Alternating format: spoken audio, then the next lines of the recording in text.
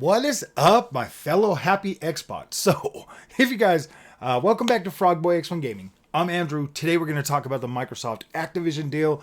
You guys know me. I didn't really do a whole bunch of content on this because I didn't really care. I basically felt that this was always going to happen. So I just didn't bang on about it because there's plenty of other people out there doing it. But what I do want to talk about is the overabundance of negativity and just doom and gloom coming from the PlayStation fans, coming from media outlets, and other things. And I want to try to break this down a little bit today so that you can kind of understand why they're all trying to coalesce together to like make it seem like it's bad for gaming. When in fact, Activision, Microsoft, Bethesda, all of these games being owned by Microsoft so that they can deliver content to Game Pass at an affordable price for gamers is actually pretty revolutionary. So, let's first start with the PlayStation guys that are the more extreme PlayStation fans that you're going to find over on Twitter, on the YouTube channels, stuff like that. These guys have been banging on about how this is bad. The only thing bad about Microsoft owning Activision when it comes to PlayStation, the extreme PlayStation fans, is the fact that it makes Xbox look good. Having a known brand like Activision underneath the Microsoft banner is really kind of detrimental for the whole PlayStation. It doesn't look good. In terms of marketing power and all of that kind of stuff, when PlayStation's like, yeah, man, we got Uncharted or Spider-Man or some of that stuff, but then on the other hand, you've got Xbox being like, look, guys, we've got Activision. We own Call of Duty. We own Spyro. We own all of the great games that Activision makes. Blizzard, King, Diablo. There's just, World of Warcraft, so many different games that are now part of that Xbox family. You've got Overwatch, Overwatch 2. There's just so many of them. And the amount of experience and professionalism and just pure freaking talent that these teams are going to bring to the Microsoft ecosystem, that worries the PlayStation guys. And I get that. As a PlayStation fan myself, and an Xbox fan, and a PC fan, and a Nintendo fan, and a fan of gaming, I understand that if I personally was only on the PlayStation, look, I would be worried too. I honestly would. I would be like, oh my gosh, the stuff that PlayStation's showing us, the direction that they're trying to go, it does give you a pause to worry about it. But let me reassure you, my PlayStation friends, PlayStation is strong. PlayStation is going to survive this. They are going to pull the reins back in and do what works for PlayStation. There is going to be a level of competition going forward that PlayStation is going to be able to meet that demand. They will. They'll find a way. They'll secure third-party exclusive deals like they always do.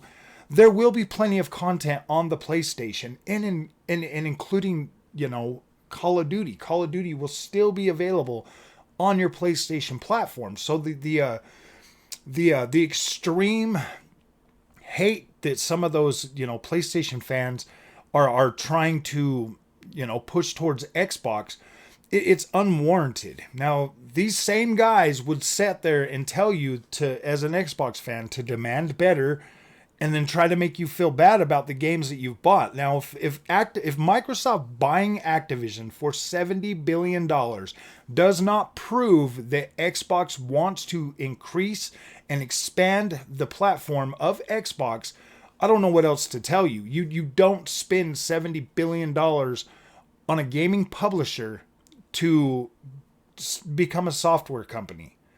Now, it is... they already are a software company, but you don't build that and build out an Xbox brand just to be like, all right, we're dropping the Xbox brand, we're going third party. That just doesn't make sense. There will always be an Xbox device. You will always have an Xbox app on your PC. If you ever decide to transition to PC, you will have access to Xbox one way or another. You will be able to stream Xbox games. You will be able to buy them and play them natively on a system well into the future. So there's no real reason until Microsoft comes out and actually says, hey guys, we're not going to build a console no more.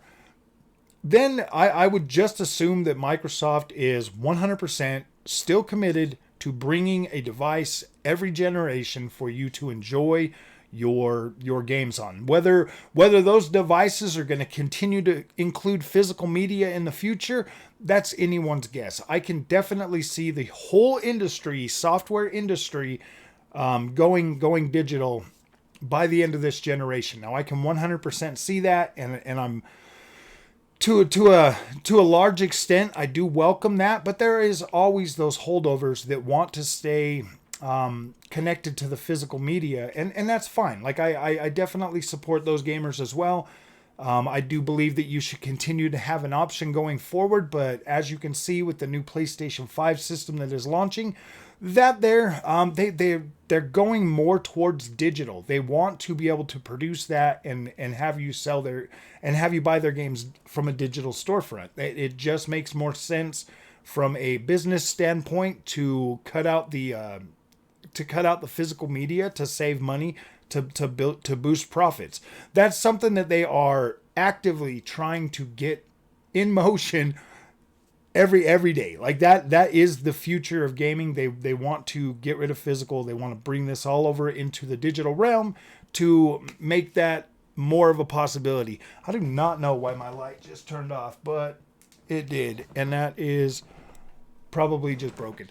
Well, I'm going to continue with the video even though the lights went out. Now I want to get over and I want to talk about the media, the paid media, people that are supposed to be 100% professional in their reporting because they have a platform that is built on that premise. Now, if you look at like sites like PC Gamer or Kotaku or IGN or all of these supposedly professional media sites that are 100% jumping into this ring, trust and believe they are not doing it because they believe that this is going to be bad for gaming. They are doing this purely from a political standpoint that is, in the West here, we've started to demonize corporations. They demonize corporations. They say they're unfair. They say they have too much power. That's in my honest heart of hearts, that's what I believe these clowns are doing. These guys are purely politically motivated to try to bring apart some destruction of whatever. This is good. Unless you have a big corporation like Microsoft that's willing to put out the money and build these things and to be able to build a platform that's going to not only benefit developers because they're not going to have to feel that overwhelming weight of like having to succeed.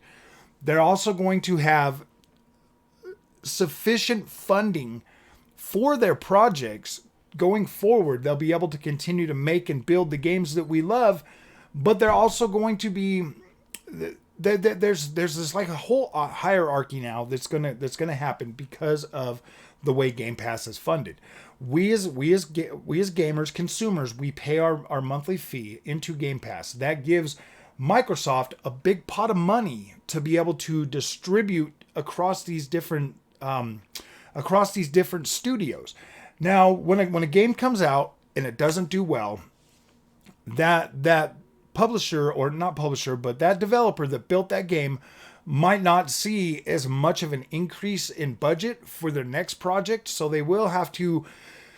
It's going to create competition for all these developers now that Microsoft owns, as well as third-party developers that are trying to get in and get some of that Game Pass money so that they can create games and put them straight into Game Pass. It's going to turn into a thing where you're going to have developers that are going to be vying for this money, that are going to be working hard to build something that is going to do extremely well on Game Pass and pull in enough, they need to build games that are going to attract people to come into Game Pass and continue to strengthen that pot to make it so we can have more content, better content. PlayStation did the same thing. They started out in 1994, and you've seen the strength of their developers, how they've grown, how they've been able to utilize different tools, how they've gotten stronger, how they've recruited better talent. That there is all part of how PlayStation allocated funds to their studios. If their studios made a hit, they got more funding for the next one. If they didn't, then they got less. And then if they kept failing, then they got cut. They got completely cut. I've watched them close Zipper Interactive, Evolution Studios, Japan Studios. So many studios that PlayStation has either cut funding to or completely disbanded due to the fact that, like, if they're not producing hits for PlayStation, then they're going to be disbanded. Well, over on Game Pass on Xbox, with Xbox, the way that this funding structure is going to work is basically we're paying. It's almost like Kickstarter. Like, we're paying monthly for these developers to be able to build these games. So the likelihood of them getting closed down or completely cut, out of, I mean, there's always going to be a minimum funding for these studios to be able to create a project. So I don't see how any argument coming to Xbox could be bad for, or any, I don't see how any argument of Xbox buying Activision is going to be bad in the long run. It just doesn't make any sense. Like, you take a game like Forza Motorsport. Definitely one of my highly anticipated games. Came out. Obviously, it's got some bugs and some quirks that need to be worked out, but they will get worked out. This is a live service game that will continue going throughout the rest of this generation. Everything that they're learning and everything that they're rebuilding, having Xbox Games Pass gives them the foundation to be able to grow this game and to be able to still fund it while they're building it out. Now they said they built this game from the ground up. I do agree to an extent that is true, but then there's also things that I'm like, wow, man, how could you not have these legacy features there that most of us gamers, for me mainly it's the tracks. The amount of tracks that are available in Forza Motorsport right now today for me to drive on and enjoy, that they're severely anemic for me. So that's probably my only biggest problem with it. And those tracks will come over time. They will bring more tracks. They'll bring more features to the game. It's going to be awesome. So I just wanted to kind of put a lot of this to rest and show you that, like, Xbox buying these studios or acquiring these developers is going to be very good for gamers long term. Like, right now in the short term, while we've got things that are kind of coming together and kind of not coming together, games like Redfall getting launched and then fixed 6 months later. This is all part of the growing pains that going from 0 games or 3 games, Halo, Gears, and Forza, to having multiple games in development at the same time, simultaneously, trying to get funding for, trying to get them out the door. Some of these games are going to come out, and some of these games are going to come out a little bit wonky. Some of them are going to come out pretty dang good. But at the end of the day, all of this information, all of this technical, all of the learning, all of the experience, all of this is going to coalesce into building better games in the future, as we're now, from now until the future, however that turns out. So you don't have to worry too much. If you're an Xbox fan, just enjoy the ride, have fun. Don't read too much into it. Just know that PlayStation had 5 generations for their studios to become AAA top of the line, but their studios are struggling to be able to create and deliver on the vision of games as service that Jim Ryan had set out for them. Right now, their biggest strength is single player first party games, and trying to expand on that and grow after developing only that for so long, it's hard, it's tricky. They're struggling with that. So Microsoft is a little bit more well-rounded. They've done single player and co-op and multiplayer consistently throughout the lifespan of the Xbox. So they've got that dual experience, but now they can polish up the single player. Now they can polish up the multiplayer, and now they'll have the funding to do that because of gamers like you that believe in this, that believe in this, that believe in this vision for Microsoft and for Game Pass and being able to game and be able to enjoy these games and have fun. So keep doing what you're doing. Keep supporting Game Pass. It's only going to grow. It's only going to get better. This vision will be realized, and it is better. The more, when we all play, we all win. So I do still believe in that, fully still believe in that. So if you like this content, don't forget to like and subscribe, my friends.